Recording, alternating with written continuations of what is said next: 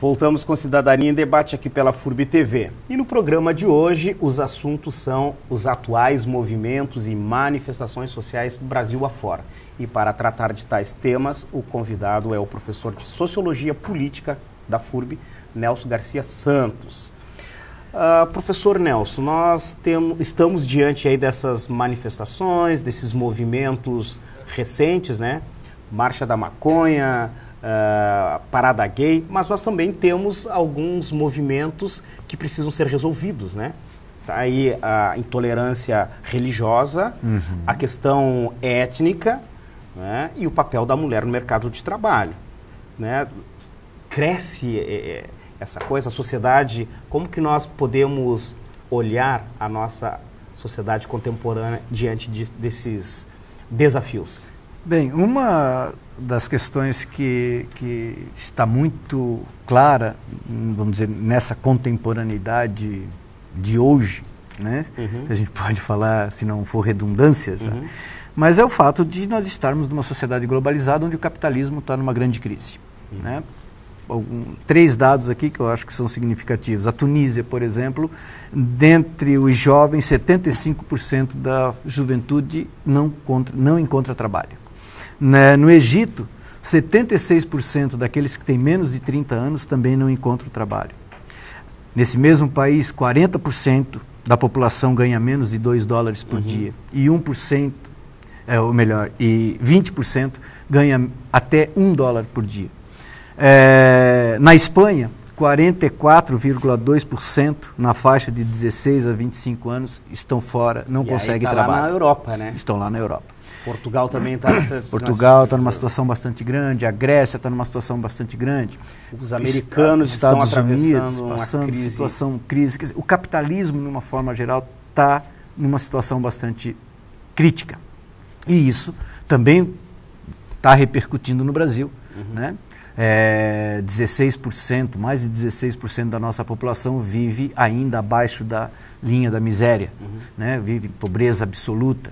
Então nós temos situações onde homens e mulheres têm que resolver problemas da ordem material, que é o seu bem-estar, que é o seu alimento, as suas condições de sobrevivência.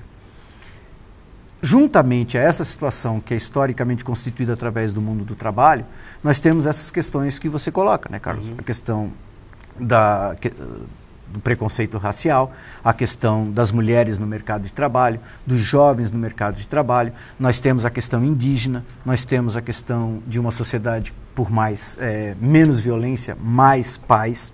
Nossa, cada tema desse aí renderia Cidadania ou outros programas, né? Um por um desses aí e a gente ia ficar aqui falando, né? A gente está tratando do global, o que eu acho interessante é que nessas manifestações, por exemplo, nos movimentos das mulheres, que a gente pode pensar nos movimentos das campesinas, nos movimentos das mulheres que estão ligadas ao movimento sem teto, elas estão se utilizando de formas tão criativas, né, que numa das manifestações que aconteceu, se eu não me engano, em Porto Alegre, foi muito interessante quando uma mulher participando de uma manifestação contra o machismo, que ainda é forte na nossa organização social, ela com um cartaz dizendo, se eu quisesse ser comida, eu me vestia de sanduíche. Né? Quer dizer, é uma forma criativa para você lidar com os problemas que são antigos. E o bom humor dessa situação também é inegável dentro dos novos movimentos sociais. Né? Quer dizer, não é aquela coisa da mão cerrada, da luta contra efetivamente o patrão, mas sim buscar, dentro das manifestações, formas mais alegres, formas mais bem-humoradas para manifestar o repúdio a toda a opressão que os trabalhadores e que as trabalhadoras, seja jovem ou não, estão vivendo. Né? Então essa nova realidade de buscar mecanismos de música, de instrumentos, de você estar na rua de uma forma alegre, como estão fazendo o pessoal da Espanha, né? Que está muito bonito lá um movimento chamado Puerta del Sol, que reivindica a real democracia já, né, tendo em vista que eles entendem que a democracia passa por questões econômicas, não só pela participação no projeto de uma sociedade, mas também pelo direito ao trabalho, pelo direito a uma vida digna. Então essas situações onde eles ficaram acampados nessa praça do Puerta del Sol, onde ficaram vários dias acampados com muita criatividade, fazendo assembleias, fazendo um conjunto de debates com mais de 5.000 pessoas reunidas, discutindo não só o presente, mas também o futuro, o que querem da sociedade, de uma forma alegre. Não precisa ser rancoroso para estar nos movimentos sociais hoje em dia. Antigamente não. Tinha um tempo em que para você estar numa luta, por exemplo, pela universidade pública e gratuita, você tinha que ir para o enfrentamento. Né? Hoje em dia, o bom humor, né, se exalta. Na marcha pela maconha, as pessoas, como elas se vestem, as músicas que fazem, as palavras de ordem, os cantos que saem dali, mostra efetivamente que busca-se outros mecanismos que não é necessariamente o daquele confronto, né, de corpos, confrontos de objetos e instrumentos, mas na palavra, na alegria, né, com palavras de ordem. Tentar argumentar para fazer valer o pensamento, né, a ideia. Né? Então as mulheres estão participando de uma forma muito mais alegre, os jovens estão trazendo para os movimentos sociais uma beleza que não tinha até então. Né? E isso tem que ser, de alguma forma, exacerbado, né? Tem que se vir à tona através dos meios de comunicação. Professor Nelson, vou fazer aqui uma observação, né, vou ver se o professor concorda ou não, mas os jovens, os nossos jovens hoje, eles saíram daquele momento adormecido, porque se nós pegarmos a história, e o professor é um sociólogo político que vem fazendo essas reflexões, nós temos um jovem mais ativo hoje, ou não? Sim, sim. Se a gente pega poucos exemplos aqui em Blumenau, né?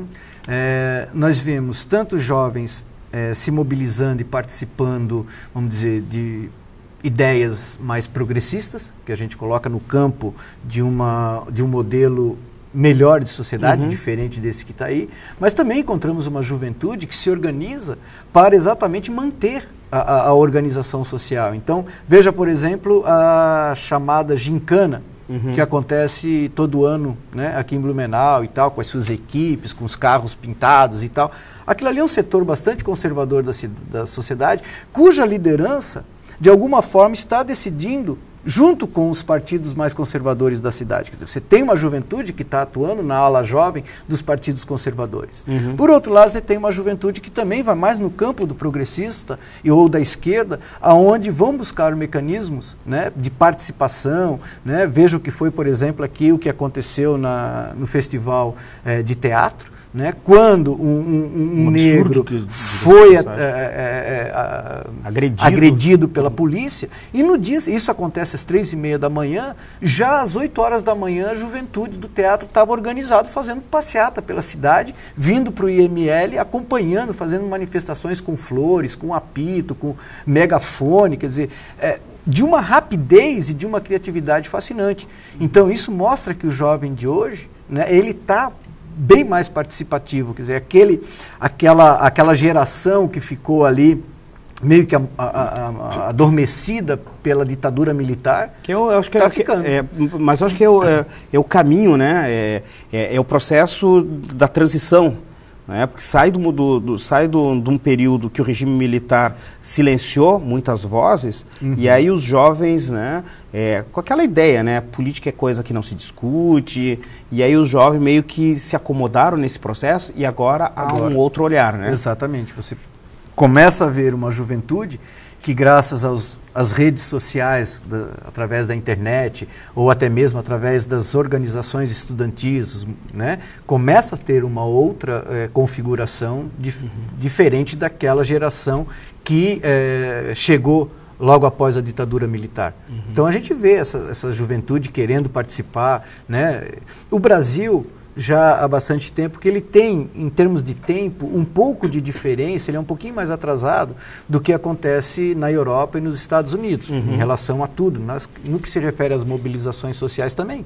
Mas chega, né? Pode demorar um pouquinho mais, pode ser com menor intensidade, entretanto, os movimentos que se encontram na Europa, fundamentalmente constituído por jovens que vão aí na faixa dos 16 aos 30 anos, 25, 30 anos, o que está acontecendo lá está chegando no Brasil. Né? Quer dizer, enquanto eles já estão preocupados lá na Europa com aquilo que vai acontecer quando chegar na hora da sua aposentadoria, que tem movimentos que estão lá se organizando e reivindicando que não haja o plano, não seja colocado em prática o plano instituído pelo FMI, que é para diminuir, aumentar a faixa etária para a aposentadoria, a juventude lá já está se manifestando. E daqui a pouco é aqui que também começa a ter essa preocupação do mundo do trabalho com a juventude. E isso passa pela questão da educação, de como os professores formam a consciência crítica dos seus alunos. Né? Os professores, os formadores de opinião têm um papel fundamental